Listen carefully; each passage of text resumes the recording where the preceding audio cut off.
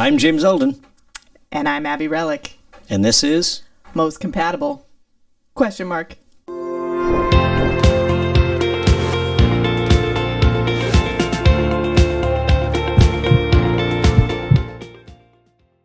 Now we can go to White Shot. That was serious introduction. Exactly. You know, we did a retake. Yep. If only guys could see behind the scenes. One of these days, we'll get there. We'll post some blooper stuff. So we don't have that many bloopers. Exactly why one day we'll do it. Yeah. So we're going to talk about rejection and disinterest. Yes. And I have thoughts on both of these, and some of these might be controversial. It might get me in trouble. We'll see how it goes. I think we should cover, the first thing we should cover is probably disinterest, because that usually leads to rejection. Yeah, well, and there's multiple ways to show / read into disinterest. That's a thing. I mean, there's the obvious, and maybe I'm going to miss someone. Hey, by the way, if you're listening to the first time, be sure to smash that like button, subscribe to the channel, leave a comment down below, and share this channel with a friend if you're listening to us on your favorite podcast platform. Smash it. Be sure to leave a 5-star review and subscribe to the channel.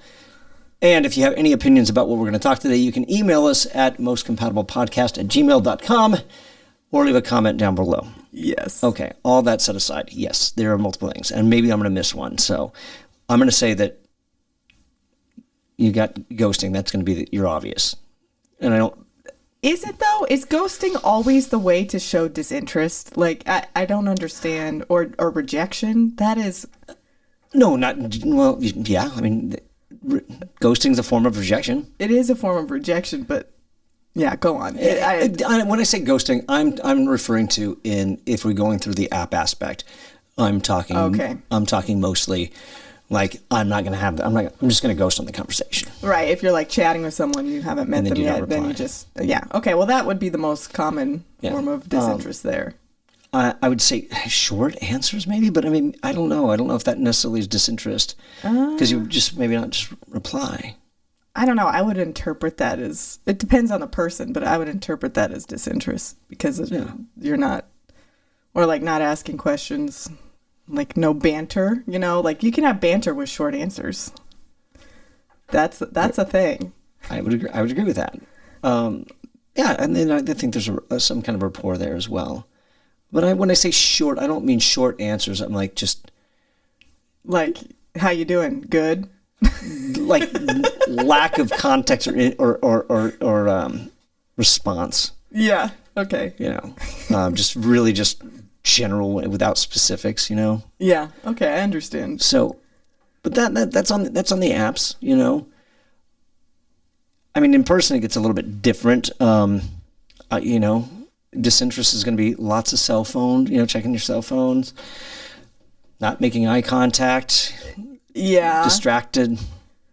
There's also the opposite of that, where they seem interested on the date and then I guess maybe that's a ghost, or it's like you get more space in between replies. Like if you're like, let's say you're texting, you go on a date and you were both really responsive, and then one party starts to get less and less responsive. That I think is what throws most people for the loop, is because you're like, are they not interested? It went fine, right?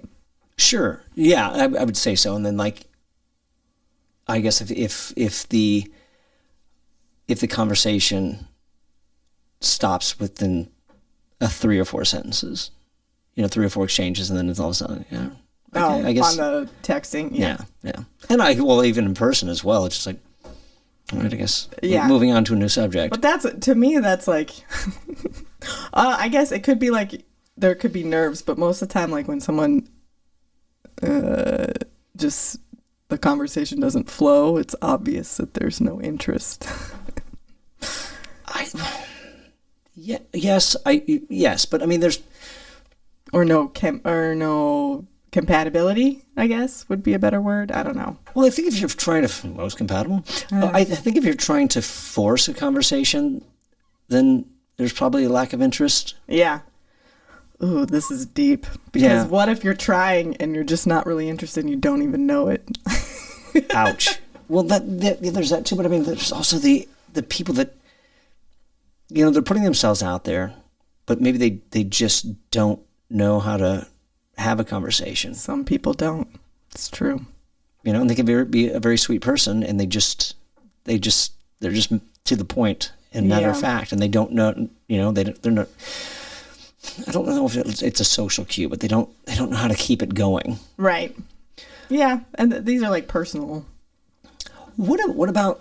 And I don't know if this is disinterest or if it's just narcissism. It's just that somebody who just doesn't know how to inquire about the other person that they're with, and it's just they don't return a question. Like if you inquire about, what do you like, and then they don't extend that to you and say, oh, well, I like this, and this. What about you? I like what's your favorite food? I like sushi and bacon wrapped tofu because that goes together. Yes. But then they're like, yeah, cool. Yeah. So I think that I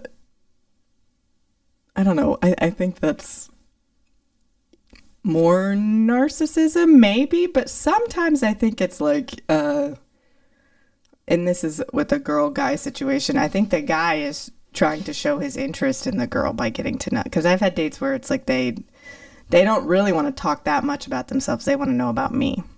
So that's also a little bit narcissistic because they're like, I want to find out if you're okay and I'm going to interview you. So.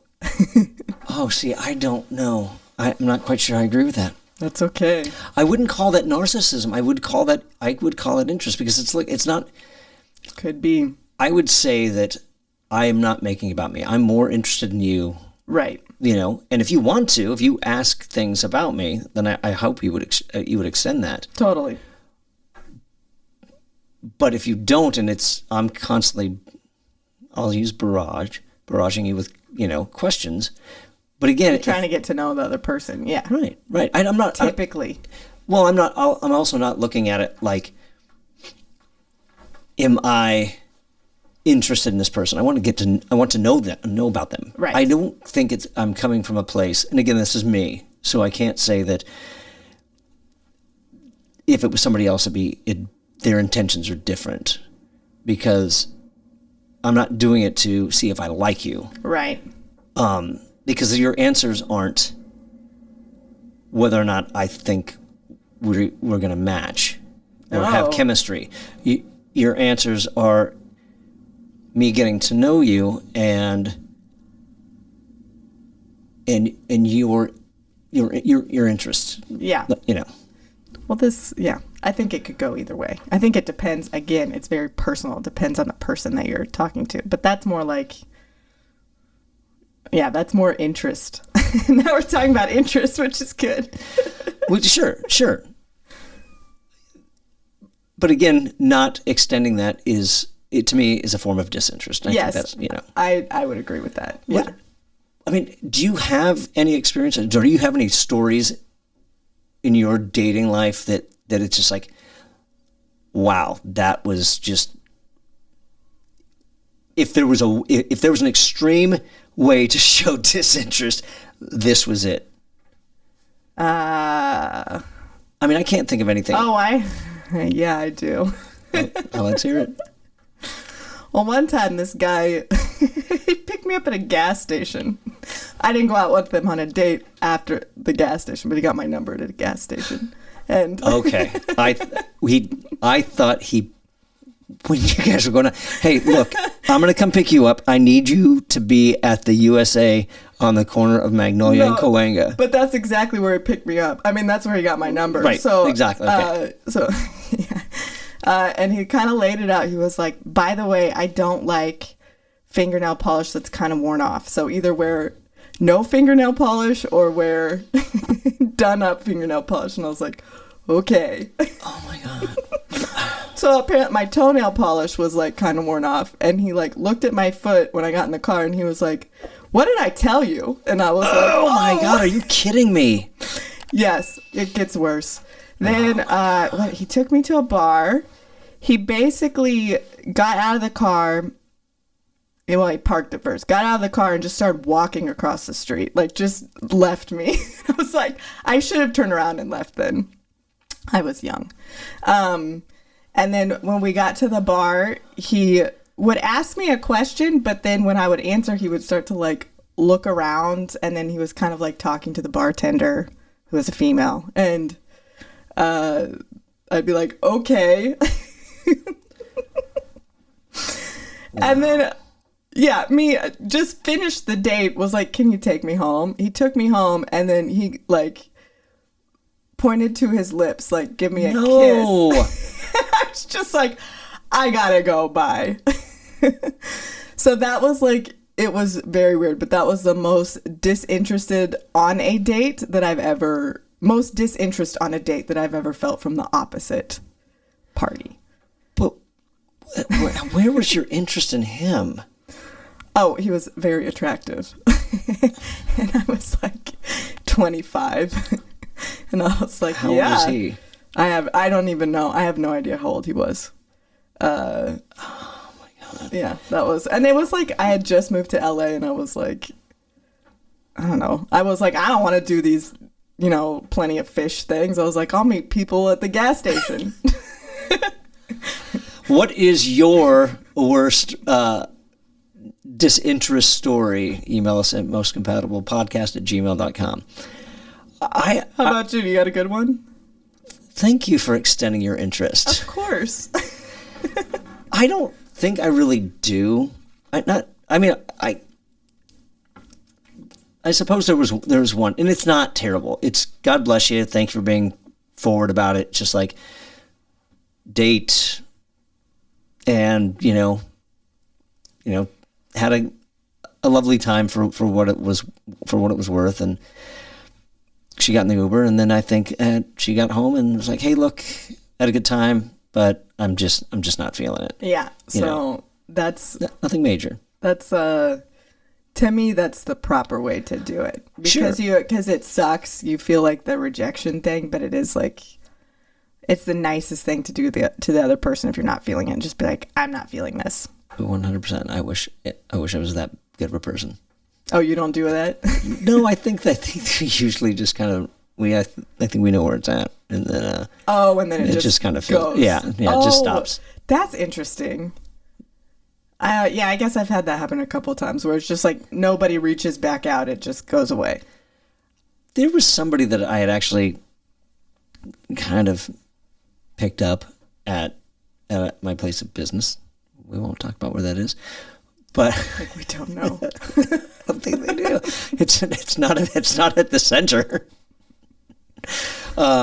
But we went out on a date, and she, we had some good banter at dinner, and I just walked her back to her car and went. I just thought let's try. Went for the handhold. Oh, okay. Yeah. And she just kind of, kind of like, I'm like, well, you got to find out. You got to find out somehow. Yeah. So that's also a debatable thing. That's the reading the room thing. But I think the guys kind of have to go for like the body touching. I get it. We got to try something. Yeah. We got to know. You gotta, yeah. Oh, yeah. So. Oh, yeah. One time this guy, we were ice skating, and he tried to hold my hand because I couldn't stand up.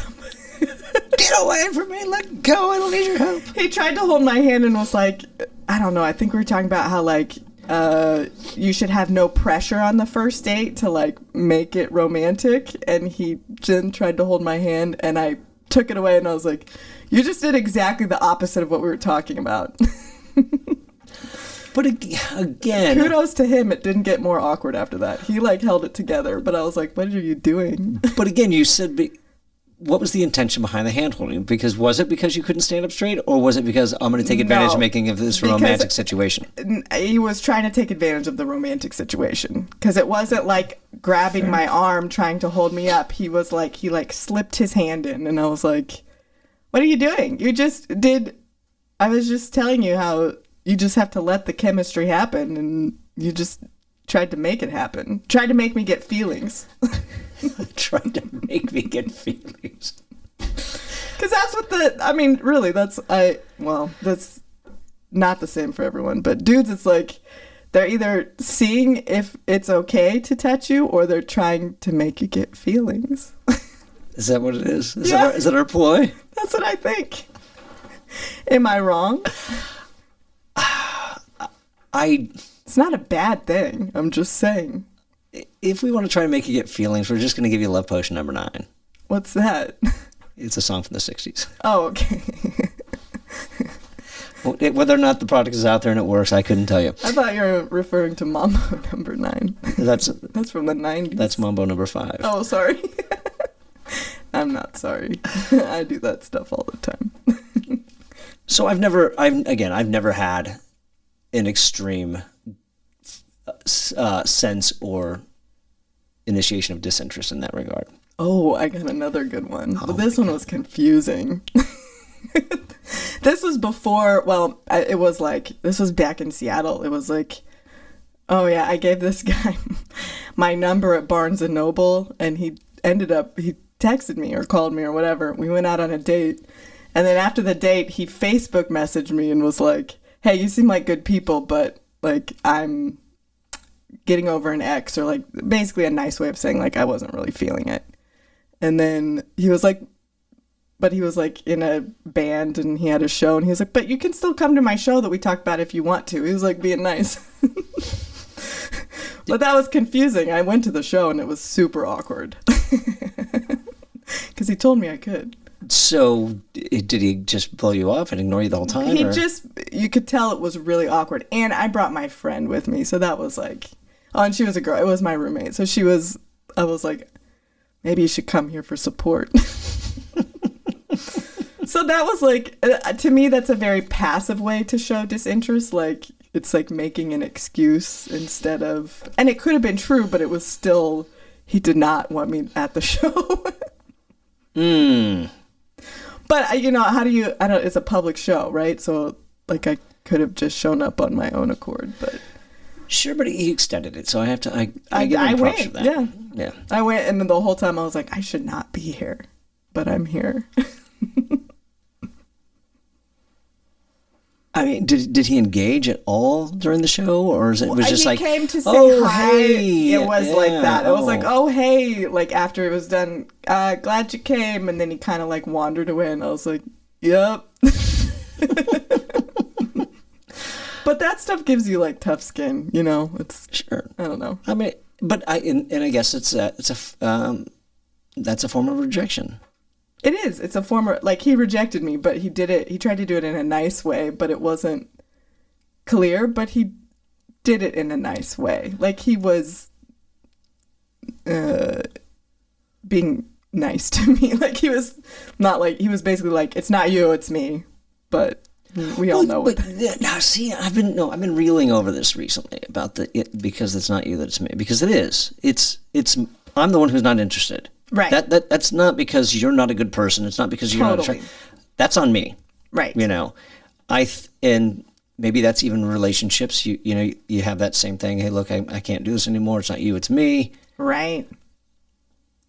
I think that growing up, we feel that that's not true because we don't know how to handle it in any way. We take it that it's our fault. Right. You know, but as I've gotten older, it's just like I can't put that on that person because it's not. This is a good point. It hasn't.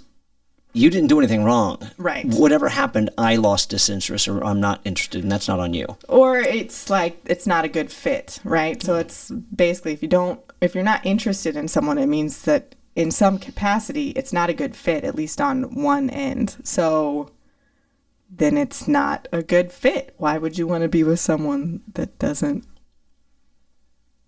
fit you, right? Or isn't interested in you? That's right. Yeah. So I agree with that. Yeah. And again, rejection. You know, and look, you can try and I don't know. You can't force it, and I think that's what we want to try to do. Oh yeah. Because and here's I said this earlier. This is where the controversy comes in. Rejection works wonders. Oh yeah. You know, it really does. It kind of makes you want that person a little bit more, even though you don't. What? It makes you want them more? Here's the thing. And I'll support this. Okay.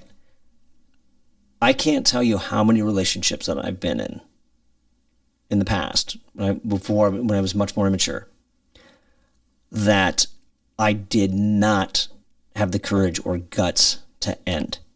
Oh. And so maybe I manipulated it to kind of put that on the other person to where they would pull the trigger. Oh, yeah. I've heard of this before. Yes. And boy, when they do, what? You're going to leave? And then it's like, I can't believe.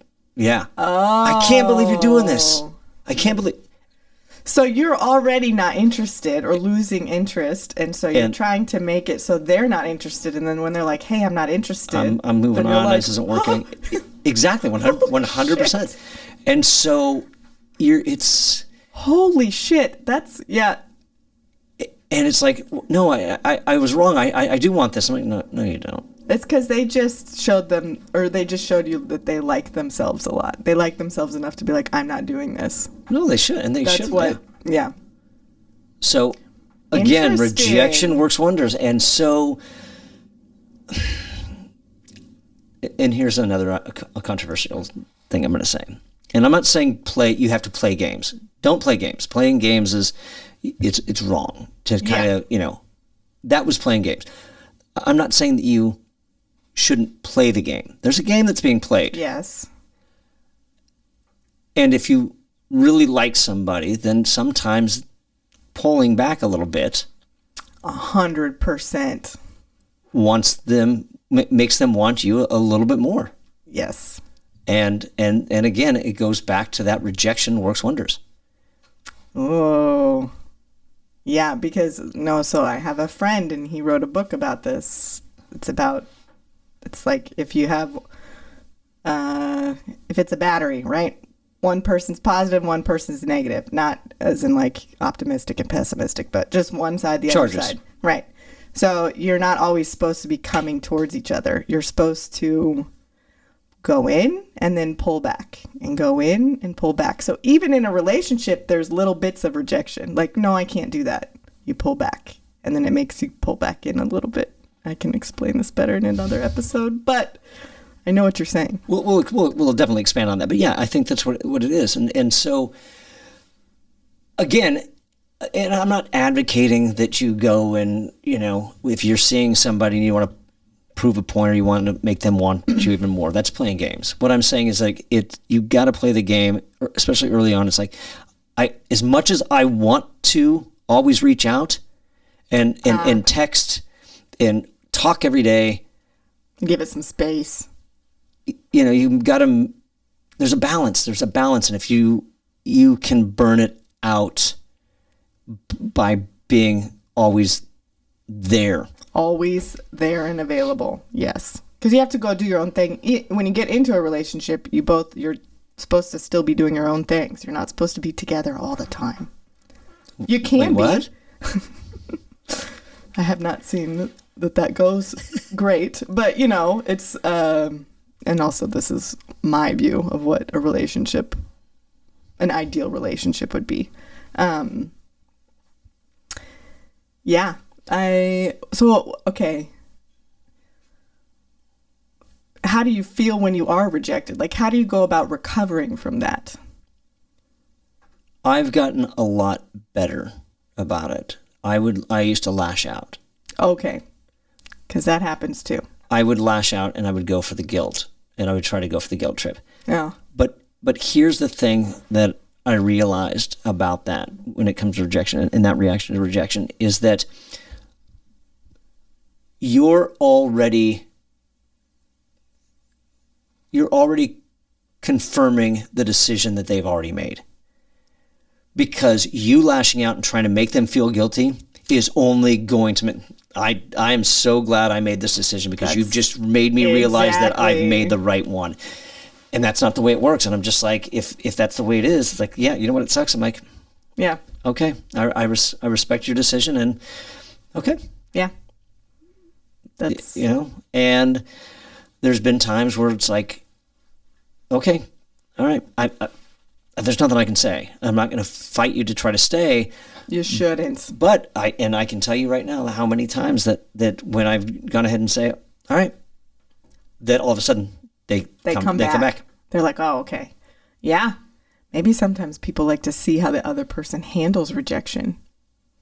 That's kind of a game. It's a game. It's not playing the game. Yeah. Okay. You know, and that's because if you're doing it to coax a reaction, you're not doing it. Yeah, that's playing games. Yeah. Yeah. Yeah. But if you're doing it because you want to, and then you see like a nicer quality, and then you're like, oh wow, he took that well, or she took that well. And again, I'm going to go back to this, and again, because I want to be clear. I'm not saying that if you're seeing somebody and they text you, don't respond. That's not what I'm saying. On purpose to make them, no. Exactly, exactly. Because again, that's playing games. What I'm saying is like, look, if you've had a conversation that's ended, it's okay. You don't have to be the first one to text the next morning. Yeah, it's okay to let it sit for a little while. You know, give them some space. Give yourself some space. Yeah. That's the other part. Exactly, because it's only going to make you want them more as well. Yeah, it's true. Space is good. Ooh, how do you deal with rejection? I think usually I'm disappointed and sad, but I am always like, hey, thanks for telling me. That was like thanks for telling me, instead of like just ghosting me or I don't know, disappearing and then coming back. Do you wallow in self-pity? I used to. I don't anymore, but when I was in my 20s, I did, because I was like, oh my God, I'm never going to fall in love. But that all had to do with my own insecurities, right? So I just wanted a boyfriend, and so when they would reject me, I would be like, it's never gonna happen. So yeah, I would wallow. Do I do that anymore? Absolutely not. I thought you were saying absolutely. I do get sad, if like it doesn't work out, I get sad. But it's like, you're always like, hey, you want it to work out, because especially if you've been in something that doesn't work out,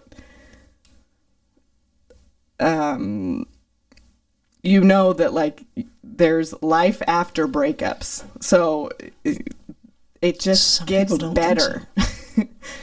It does. I mean, it can get worse too, but ideally if you go into your next real relationship, it would be better because you've learned things. You should. It should be a learning experience. Every relationship should be a learning experience of like what not to do this next go around, or what worked, and using those things. What you liked, what you didn't like, Yeah, that was how I dealt with rejection for the most part. I would lash out if it was something that was ongoing and long, Like you mean like a exclusive or like you dated for a while, and then they broke up with you, basically, yeah. Nowadays, it's just like, yep, okay, appreciate it. Yep, moving on. Yeah. How do you deal with rejection? Leave us a comment down below, or as always, email us at mostcompatiblepodcast@gmail.com. Yes. I think that, rejection can be healthy. I think it's good it is, kind of what's happening now is each person that rejects you, it's like the idea is to be like, thank you for not, like, thank you. Now I have a chance to like move on to someone who is maybe more suited for me. Because again, why would you want to be with someone that doesn't want to be with you? 100%. That is, yeah. So, and that's, I don't know. I think something, I'm going to speak generally, we all kind of deal with in our earlier years. And then as you get older and you get more experience, you're like, okay, well, they're not into this, so I can't make them be into this. Yeah. I'm not saying that, well, I mean, into what, is that what you're saying? Into this was like into this me, or into whatever interests you might have? And do you take that as rejection if they're not interested in the same things that you do, or you are? No, I meant like interested in like the person in the relationship. Right. Okay. If they're not interested in what I'm interested in, I often think that's a good thing. Sure. It's like you want similar values, right? Values are one thing, yeah, and sure. Like similar lifestyles. as a baseline, like similar lifestyles, but not maybe different interests is good, in my opinion. I would agree. Yeah. Yeah. All right. How about when you feel like somebody's not interested, but you're not sure? I think that's when you pull back. You have to pull back because, and then if they initiate, then obviously they have that interest. But if they don't, then your suspicions are confirmed. Yeah, that's actually a very good answer. That's how I do it too. Yeah, I mean that's how it should be done. That's you just pull back and then you see if they come in and they either go away or they come back in. You're like, okay, you're still there. Hey, yeah. Yeah, I had a friend who went through a whole breakup that they'd been together for like over a year, and all of a sudden it just stopped. Nope, no explanation. Just ended. They never talked again. Wow, yeah. That's bizarre. No reason as to why. It just, yeah. Wow, well, at least they were on the same page. That's kind of impressive, actually. I'm not quite sure they were. I think he was just kind of being stubborn, like, well, she hasn't reached out, then so be it. She doesn't want me, so I'm done. Wow. And that's how it goes. Wow. So on that note, thank you for tuning into this episode of Most Compatible. If you haven't already, smash that like button, subscribe to the channel, leave a comment down below, and share this channel with a friend. If you're listening to us on your favorite podcast platform, be sure to leave a 5-star review and subscribe to the channel. Did we leave anything out? I think also if you want to send us your good rejection stories, email those to mostcompatiblepodcast@gmail.com. Because those are like similar to horror stories, right? It's going to be some form of rejection. They're gems. So if that's a better way for you to phrase it, send us your rejection stories. That's right. And in the meantime, stop swiping. No, keep swiping. I want people to be happy and be in a relationship so they don't have to swipe anymore. Keep it going. We'll see you in 2.